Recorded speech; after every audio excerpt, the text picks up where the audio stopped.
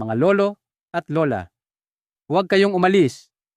Kahit halos hindi na kayo kumakain ng kanin, bakit mataas pa rin ang sugar? Baka hindi tumatanda lang. Baka may mali sa paraan ng pag-iwas nyo. Kumusta po sa lahat? Ako po si Dr. Antonio Reyes. Araw-araw, may mga lola at lolo sa klinika na hawak ang resulta ng lab. Malungkot, pagod, at gutom sa kakapigil. Naiintindihan ko po kayo at totoo, nakakalungkot. Pero mas nanghihinayang ako dahil may isang murang kayamanan sa kusina, isang simpleng mani na pwedeng makatulong kung tama ang paraan. Manood hanggang dulo, may sikreto sa oras at paghahanda. Mag-subscribe po, kasama niyo ako. Marami po sa inyo ang naniniwala. Dok, mataba ang mani, tataas lang, lalo ang asukal. At dahil sa takot, tuluyan nyo na itong iniiwasan. Pero mga lolo at lola, ito po ang isang malaking maling paniniwala. Ang mani ay hindi kaaway ng diabetes. Ngunit kailangan kong maging tapat. Kapag mali ang paraan ng pagkain, ang mani ay pwedeng maging lason. Kapag tama ang oras, dami, at paghahanda, ito ay parang natural na gamot. Kaya sa video na ito, ibabahagi ko sa inyo ang tamang paraan ng pagkain ng mani, simple, mura, at kayang gawin ng kahit sino. Makinig po hanggang dulo. Alam po ba ninyo na ang glycemic index, GI, ng mani ay mas mababa ng husto kumpara sa kanin at tinapay? Habang ang kanin at tinapay ay mabilis magpataas ng asukal sa dugo, ang mani ay dahan-dahan lamang ang epekto. Ito ay dahil sa triyong mahahalagang mekanismo.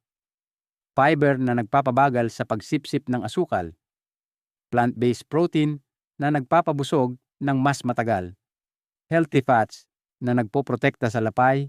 Ang tatlong ito ay parang lambat o checkpoint na pumipigil sa biglaang pagtaas ng asukal sa dugo. Higit pa rito, ang mani ay mayaman sa magnesium, isang mineral na tumutulong sa insulin na buksan ang pinto ng cells para makapasok ang asukal. Kapag naiintindihan ninyo ito, mas mapagkakatiwalaan ninyo ang mani bilang kaagapay laban sa diabetes. Bago po tayo magpatuloy, gusto ko munang tanungin kayo, mas gusto nyo ba ang inihaw na mani o ang nilagang mani? I-comment po ang 1 kung inihaw at 2 kung nilaga. Ngayon, simulan na natin ang unang tamang paraan ng pagkain ng mani, isang simpleng hakbang na madalas nakakaligtaan ng marami. Paraan 1, kainin ang mani na may buong balat. Mga mahal kong lolo at lola, may isang karaniwang pagkakamali na nakikita ko sa mahigit 90% ng mga taong kumakain ng mani araw-araw. Ano po iyon? Ang pagbabalat at pagtatapon ng manipis na pulang balat bago kainin. Madalas ninyong sabihin, Dok, mapakla po ang balat, hindi masarap kainin. Ngunit alam po ba ninyo na ang manipis na balat na iyon ang pinakamaraming benepisyo? Kapag itinapon ninyo ang pulang balat, halos kalahati ng proteksyon sa kalusugan ng mani ang nauwas, ang nawawala. Ipinapakita ng siyensya na ang balat ng mani ay mayaman sa antioxidants, lalo na ang polyphenols at resveratrol. Ang mga ito ay parang tahimik na mga bantay na nagpoprotekta sa blood vessels, nagpapababa ng pamamaga at nagpapabagal ng paninigas ng ugat. Para sa mga may diabetes, napakahalaga nito. Dahil ang tunay na panganib ng diabetes ay hindi lang ang numero ng blood sugar, kundi ang mga tahimik na pinsala sa mga ugat, panlalabo ng paningin, pamamanhid ng kamay at paa, at maging stroke. Ang balat ng mani, kapag tama ang pagkain, ay nakakatulong bawasan ang panganib ng mga komplikasyong ito. Sa traditional medicine, ang bahagyang mapait na lasa ay itinuturing na gamot, tumutulong sa paglilinis ng katawan, panunaw, at daloy ng dugo. Kaya ang kaunting pait ay palatandaan ng natural na bisa. Para mas madaling kainin, pumili ng maliliit na mani na may matingkad na pulang balat at pakuluan o i-dry roast ng tama. Simula ngayon, subukan ninyong kainin ang mani ng buo, may balat, nguyain ng dahan-dahan. Minsan, ang pinakamahalagang proteksyon sa kalusugan ay nasa bahaging dati nating itinatapon. Paraan 2, mani na binabad sa suka, reseta plus benepisyo. Mga mahal kong lolo at lola, ang mani na binabad sa suka ay hindi lamang isang lumang pagkain ng mga ninuno, kundi isang paraan na sinusuportahan na rin ng modernong agham para sa mga may diabetes. Bakit po epektibo ang suka? Ang suka ay may acetic acid. Kapag pinagsama ito sa taba at protina ng mani, pinapabagal nito ang paglabas ng pagkain mula sa tiyan, kaya mas dahan-dahan ang pagtunaw. Dahil dito, mas tumatagal ang pagkabusog at nababawasan ang biglaang gutom. Mas mahalaga pa, ang acetic acid ay tumutulong na mapabuti ang insulin sensitivity. Sa madaling salita, mas nagiging epektibo ang insulin sa pagpasok ng asukal mula sa dugo papunta sa mga cells, kaya mas nagiging stable ang blood sugar pagkatapos kumain. Narito ang simpleng at ligtas na reseta. 200 g hilaw na mani na may pulang balat. Hugasan ng mabilis at patuyuin, ilagay sa malinis at tuyong garapon na salamin. Buhusan ng apple cider vinegar o homemade vinegar hanggang matakpan. Isara at ilagay sa malamig na lugar o sa ref. Ibabad sa loob ng 7 araw. Tamang dami bawat araw. 5 set butil lamang. Mas mainam pagkatapos o kasabay ng almusal. Hindi kailangang marami. Ang bisa ay nasa tamang paraan. Karaniwan, sa loob ng 2-4 na linggo, mapapansin ang mas stable na blood sugar, bahagyang pagbaba ng blood fats, at mas kaunting gutom. Gayunpaman, hindi lahat ay angkop sa paraang ito. May ilang tao na maaaring makaranas ng irritation sa tiyan. Ipapaliwanag ko ang blacklist o mga dapat umiwas sa huling bahagi ng video upang manatiling ligtas ang inyong kalusugan.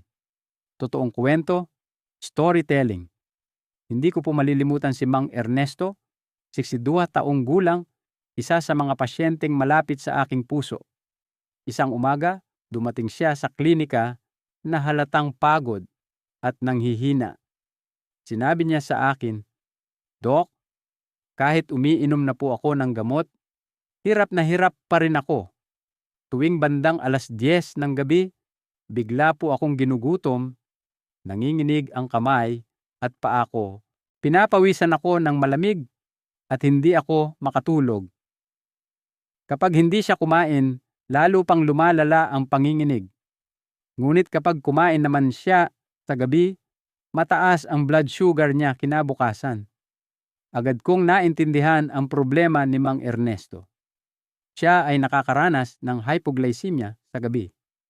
Bigla ang pagbaba ng asukal sa dugo dahil hindi balanse ang kanyang pagkain sa maghapon.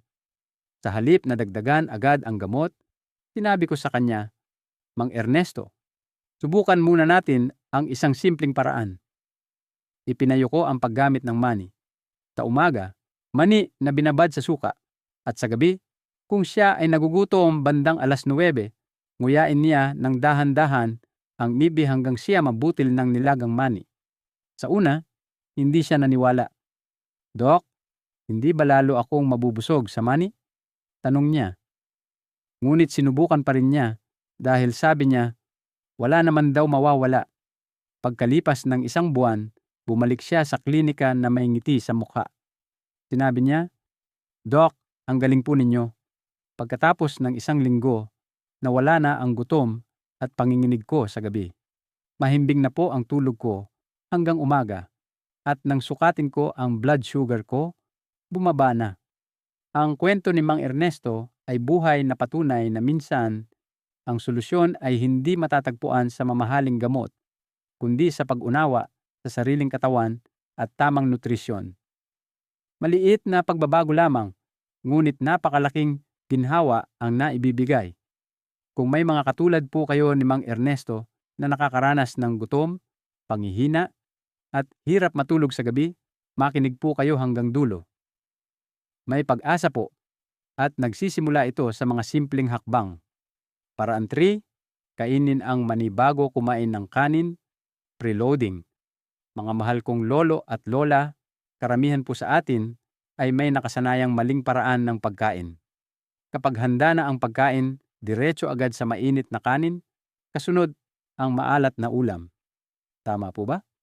Ang ugaling ito ay nagiging dahilan kung bakit mabilis na pumapasok ang asukal sa dugo. Kaya biglang tumataas ang blood sugar pagkatapos kumain. Ngayon, gusto kong ipakilala sa inyo ang isang napakasimpleng estratehiya na tinatawag na preloading. Bago kayo kumain ng kanin, subukan ninyong kumain muna ng 1 hanggang 2 butil ng mani mga 30 minuto bago ang pagkain. Isipin ninyo ang inyong tiyan na parang isang peo. Kapag ibinuhos agad ang likido, mabilis itong lalabas. Pero kung may bato at buhangin sa ilalim, yan ang taba at protina ng mani, babagal ang daloy. Kapag nguyain ninyo ng mabuti ang mani bago kumain, naglalabas ang bituka ng hormone na nagsasabi sa utak, malapit na akong mabusog. Kasabay nito, inuutos sa tiyan na bagalan ang pagtunaw. Para itong pagpreno ng sasakyan, pababa ng burol, hindi nabibigla ang lapay o pankreas, kaya mas napoprotektahan ito laban sa biglaang pagtaas ng asukal. Ang kagandahan ng paraang ito, madali at mabilis ang epekto. Subukan ninyo ito ngayong tanghalian o hapunan.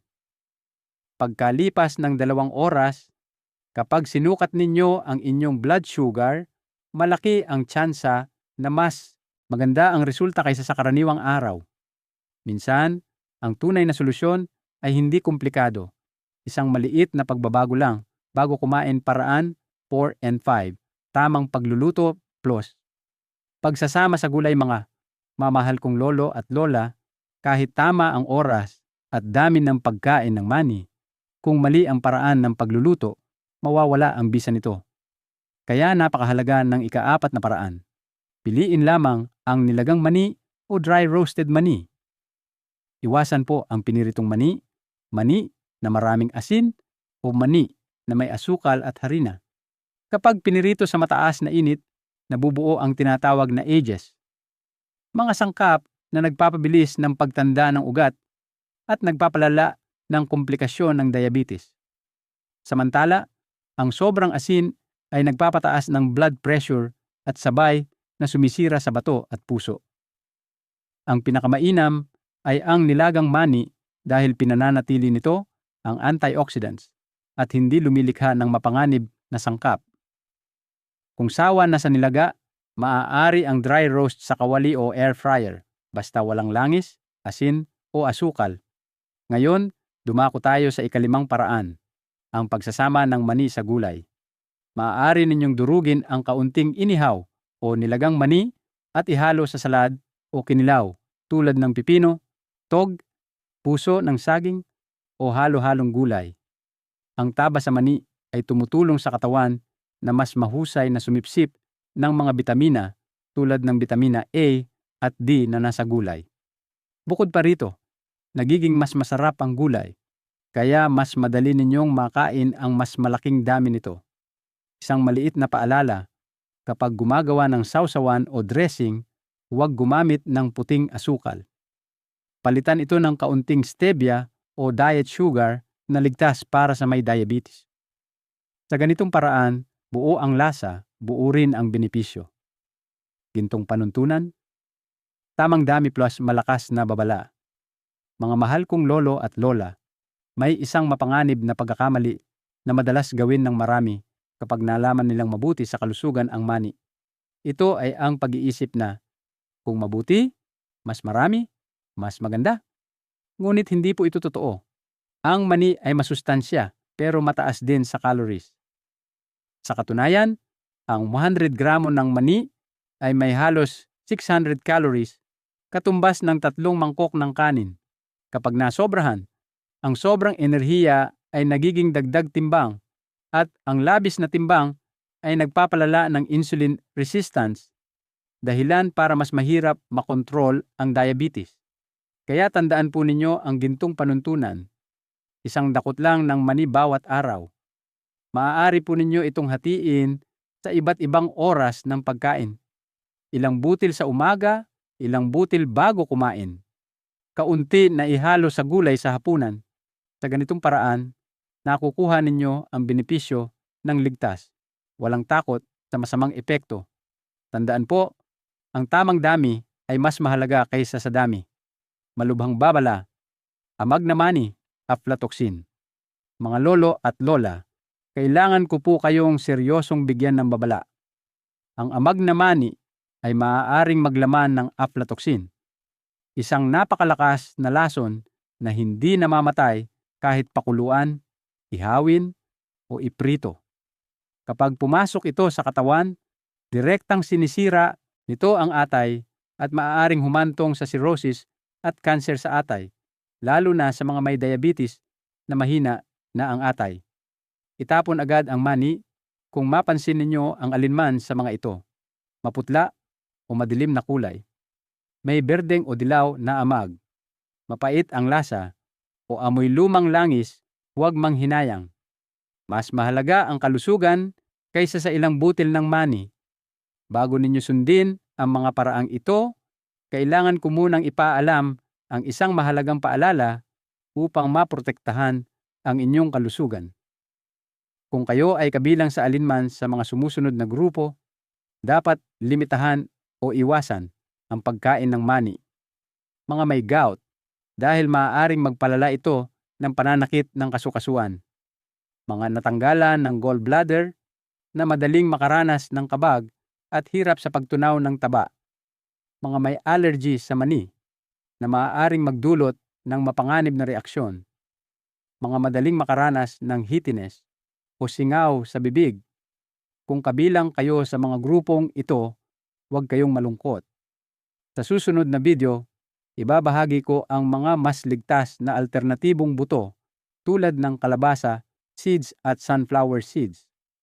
Mag-subscribe po kayo upang hindi ninyo ito mapalampas. Mga mahal kong lolo at lola, bago tayo magtapos, tandaan po natin ang isang simpleng panuntunan, isang dakot lang bawat araw, tamang oras, tamang paraan. Ang diabetes ay nakakatakot pakinggan, pero hindi ito katapusan ng masayang buhay. Kapag naiintindihan natin ang ating katawan at pumipili ng maliliit ngunit tamang gawi, posible pa rin ang malusog at payapang araw-araw. Bilang doktor, misyon ko ang magbahagi ng mga simple, mura, at angkop na paraan para sa mga Pilipino. Kung nakatulong ang video na ito sa inyo, mag-subscribe po kayo, i-share sa mahal ninyo sa buhay, at mag-comment ng gusto ko sa ibaba. Nandito lang po ako kasama ninyo sa bawat hakbang